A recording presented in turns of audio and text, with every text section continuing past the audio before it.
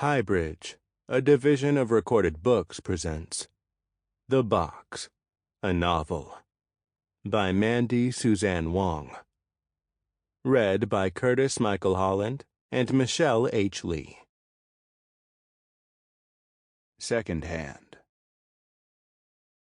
At the beginning of the week before last, people in general began to understand that this snow we're having is strange enough to be disturbing, not in the sense that all snow is uncanny, as anything falling from the sky is uncanny, showing that the seams of the worlds between earth and sky, sky and space, solid and liquid, between the present and unimaginable past, are riddled with imperceptible holes, but disturbing in its perfect regularity, which you must admit is perfectly irregular.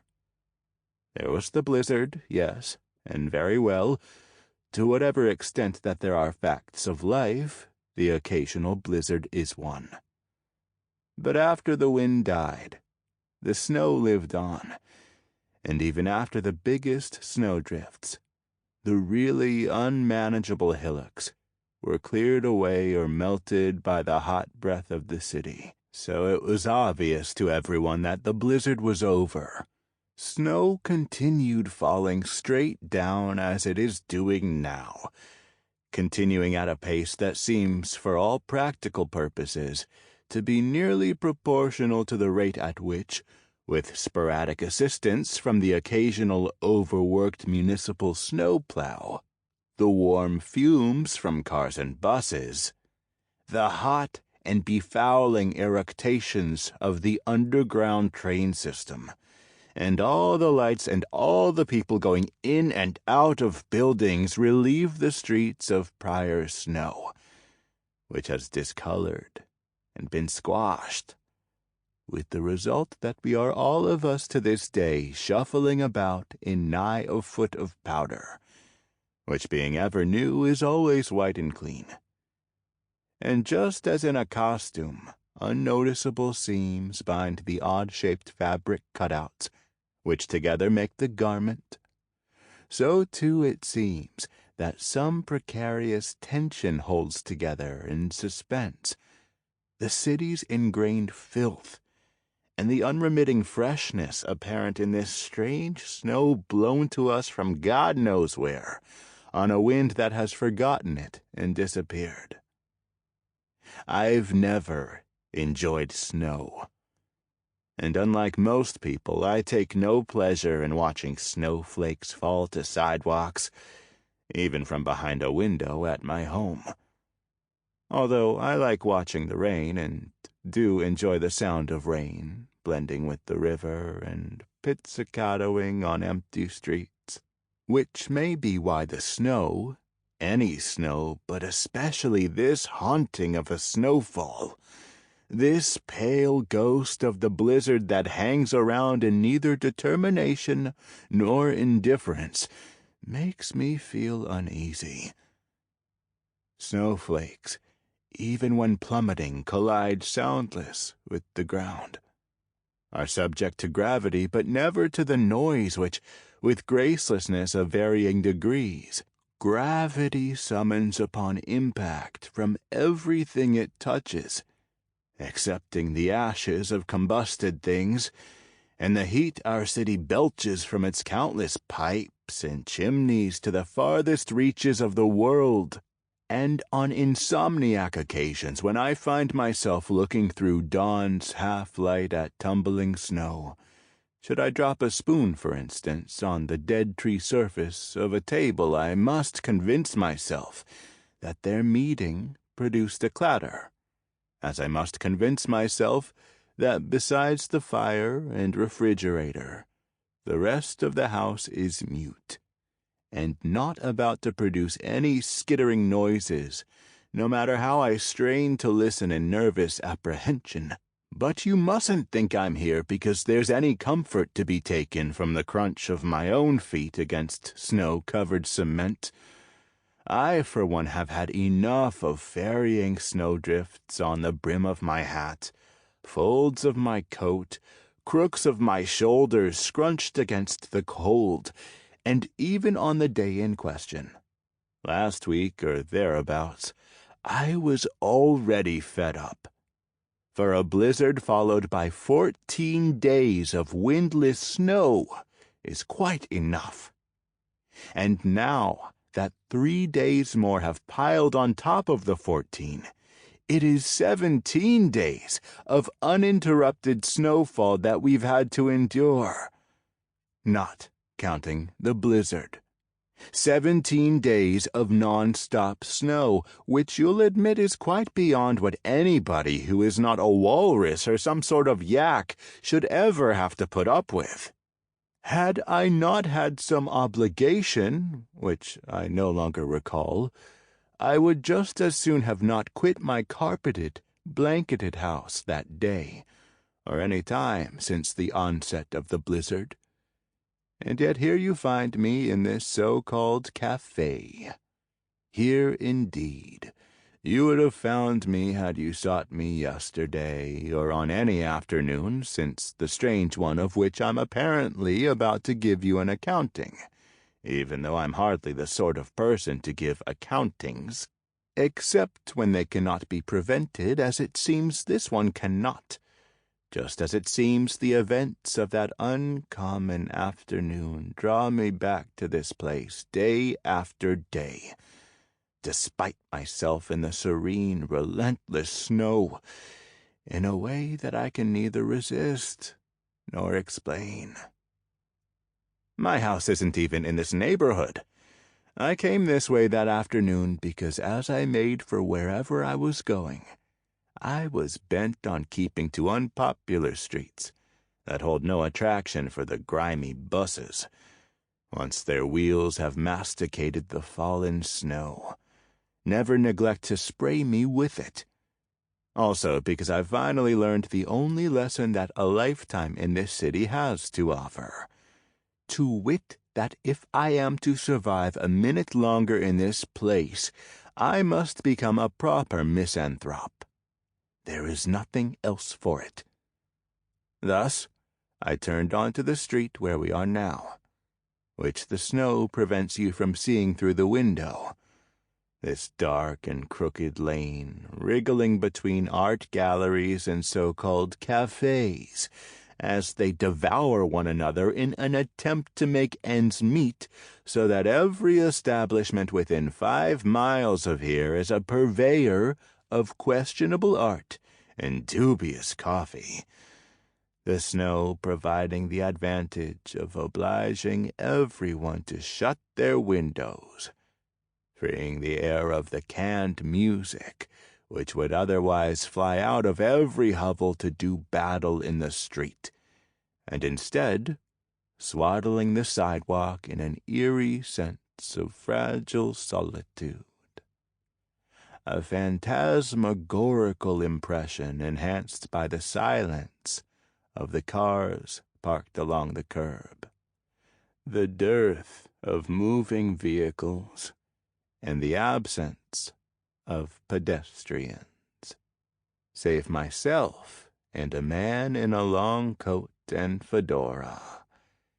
He was ahead of me on the same side of the street, moving in the same direction, some appointment bestirring him to hurry, when suddenly he stopped, looked at something in the distance, roused himself, and rushed onward with purpose before stopping in his tracks, as if the snow floating around us had become an impenetrable wall in front of him.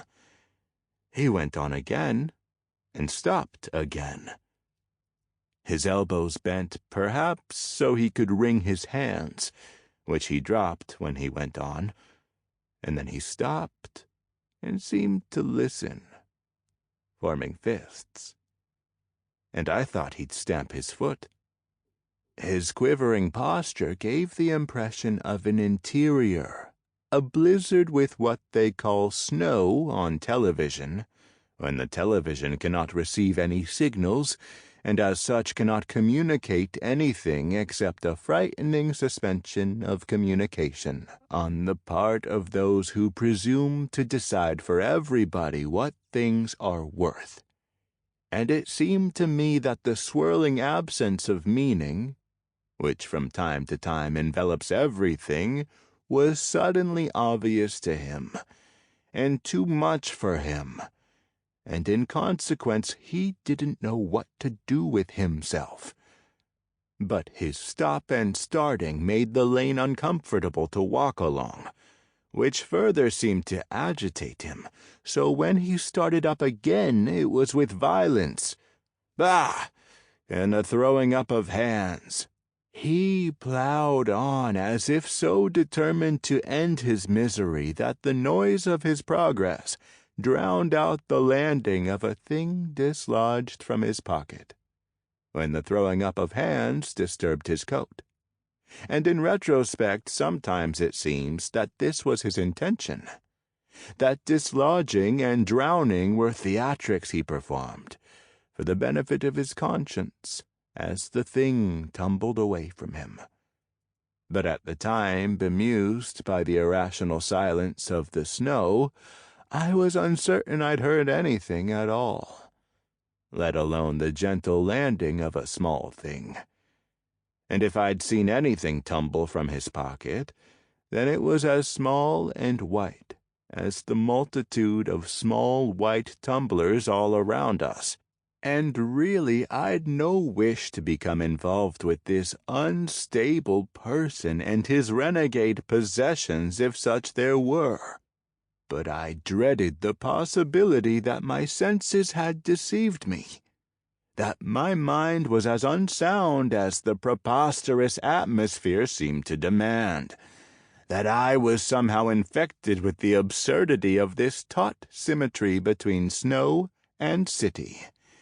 And I hesitated while the man went zigzagging down the lane, the decision hemming me in like a hurtling mob, of whether to continue on and discover that he'd dropped a thing or that he hadn't, leading in either case to an encounter with his troubled mind or my own, or to turn back with no purpose except to leave this crooked lane and seek a different one.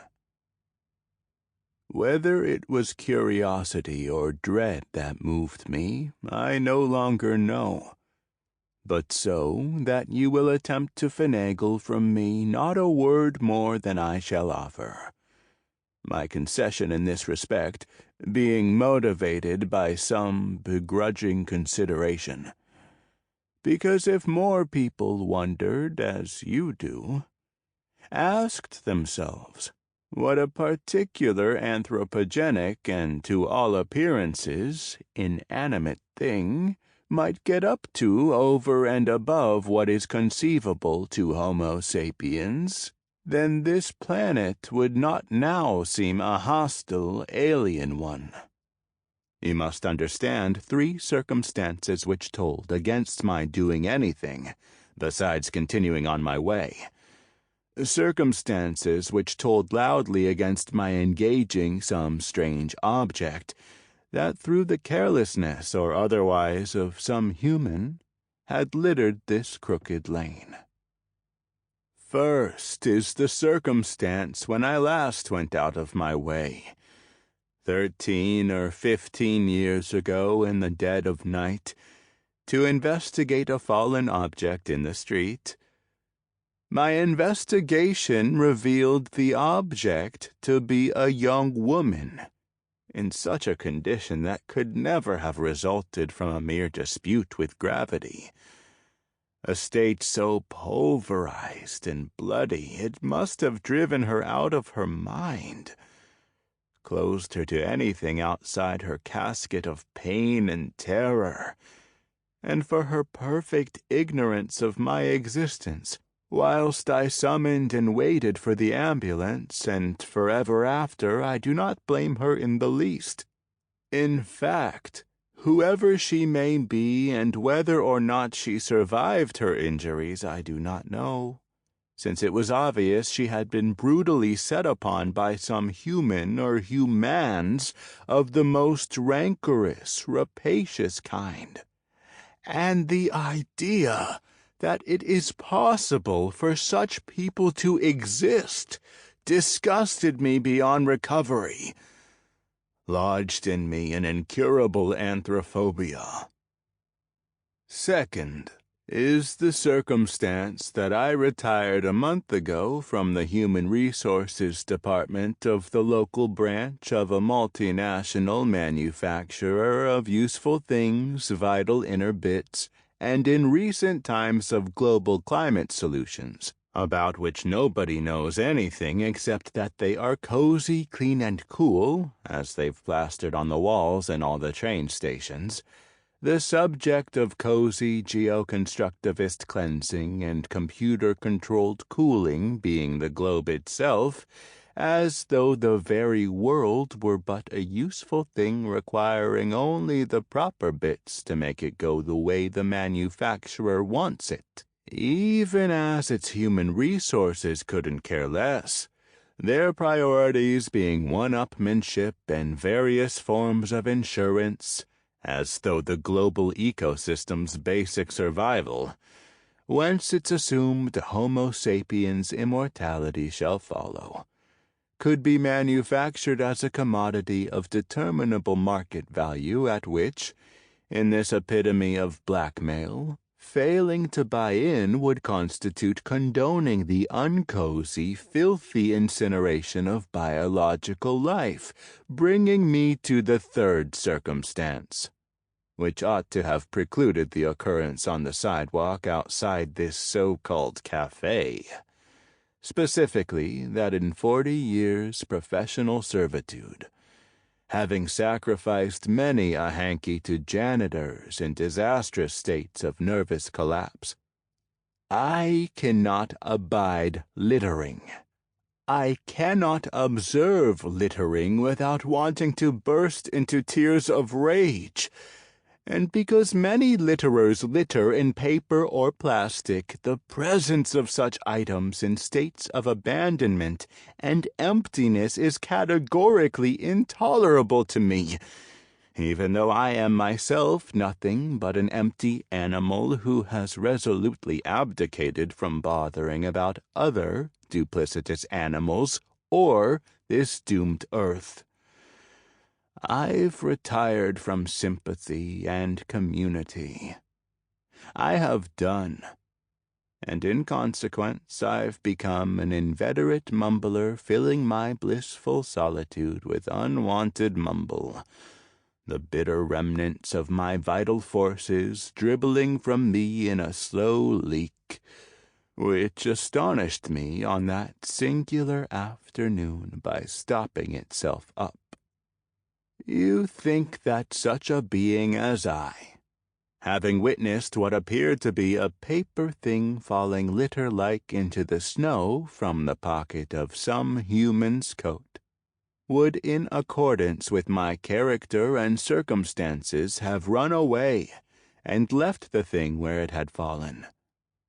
Only that thing, a paper thing, white paper in the snow, exerted counterforces which I cannot define, but which proved stronger than history and all my instincts.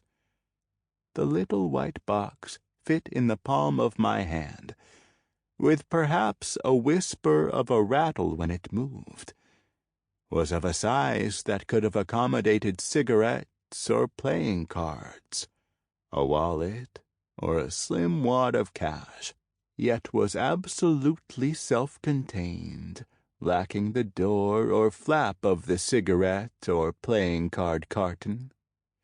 But then again, it was the opposite of self-contained, being all over seams, by which I mean it was constructed of paper strips, entangled as haphazardly, shooting out as if dynamically between one another and diving under one another in all directions. But so tight a weave it was that no strip seemed to have an end, Delicate as they were, the strips held fast to one another, with a tension that resulted in an impenetrable rectangle, for neither fingernail nor toothpick nor so much as a breath could have wriggled underneath those seams, and not a one would yield to pulling or prying. Of that I was certain when I turned over the curio in my mittens. A curiosity of kinetic rectangular perfection. A hypnotizing snarl of gaps, with all the vulnerability of paper in the snow. And the devil of it was it belonged to someone else. The nervous man who'd dropped it before my very eyes. Which fact alone made it a complicated, daunting thing.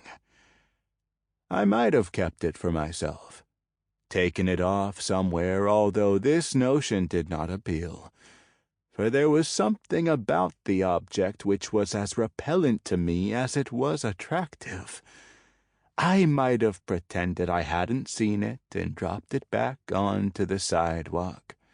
Let someone else chance upon it or crush it. Or I might have tossed it in a dumpster or beneath a car or done any number of things more characteristic of this city and myself than hurrying after the stranger in the dated hat with the strange object in my hand. But the infernal snow decided it. The snow kept on implacably just as it's doing now. And although it so far failed to smother the city completely, the small white paper box would have been devoured, and the fellow who had dropped it would have never found it again. And even if he did, it would have been soaked through or squashed, no longer the closely woven secret that the man had carried with him, but a thing exposed. So yes, I followed him on account of the weather and the frangibility of the paper. And he was easily overtaken, for he made no more than sporadic progress, stopping now and then to torment himself. He was in the throes of such an anguished hesitation when I appeared at his elbow, and as he looked at me I felt rather like a ghost. So startled were the eyes between the brim of his gray hat and his voluminous gray muffler, a reaction I understood wholeheartedly, because, and I mean no personal offense, when a stranger appears at one's elbow in this city, it is rarely a friendly thing, which is why I didn't speak a word, but silently proffered the object that had fallen from his coat. And in his hesitation, I saw him wish for the ability to pretend he'd never seen the little box in his life, but, lacking the wherewithal for a feint of that sort, he made an effort to gather himself, thanked me earnestly, and with too much relief plucked the box from my mitten with careful fingers. I meant to take my leave before the stranger could see my feelings stricken, yes, to my own horror, by his stricken look. The look of someone who is lost and unable to forget it. For I desired no resonance, no pity for this man to crowd my crowded thoughts. But when he said, "Were you able to look inside?" the forlornness of the castaway was in his voice, wavering between dread and eagerness, and his question presuming to accuse me of presumption deserved no answer except the scowl I threw over my shoulder as I went on my way. Yet he came after me. "Forgive me," falling from his lips in a voice which somehow penetrated even though it was more than two parts whispering. not conspiratorial, but with a seemingly natural softness and sad smile as he said, "Most people would have tried to open it, I think." And then he went on, this stranger whose dress bespoke a man accustomed to comfort without conflict. In conflicted tones he said, "Do you have a little time?"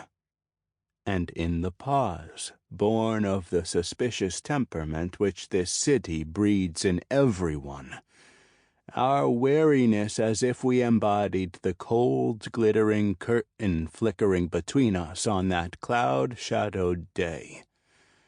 "I need a moment out of the snow," he said, "to think a little, and I'm much obliged to you. You see, this," he said, "this," and fell silent, holding aloft the box between his thumb and finger with a frown, as if he contemplated giving me the thing, even though or because we were strangers to each other, and simultaneously as if he waited intently for the box itself, woven closed, to express whether or not it should be given. And of course I knew I wouldn't accept it, should it be offered. Indeed, I thought the man should put it back in his pocket. But it wasn't my place to say so, and in any case, the box wasn't what he offered. He offered himself, a delay of my errand, and an offering to which I knew I wouldn't agree, and yet I did agree.